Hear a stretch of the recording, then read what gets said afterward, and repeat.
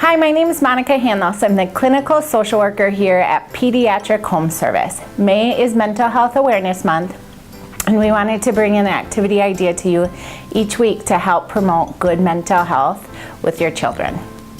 Today's mental health activity is an anger cube. You can also do different strong emotions such as worry if that's a struggle your child's going through. We started with a template where there's a square on the top, on either side, and then 2 on the bottom. You'll cut it out and it'll look like this. Then you'll want to have a conversation with your child to talk about different strategies they can use when they're feeling that strong emotion. So it should be a combination of relaxation or physical activity as well. Once you've generated a list that you both feel is helpful or useful, your child can write it down using stickers or coloring a picture, or you can help write what it is.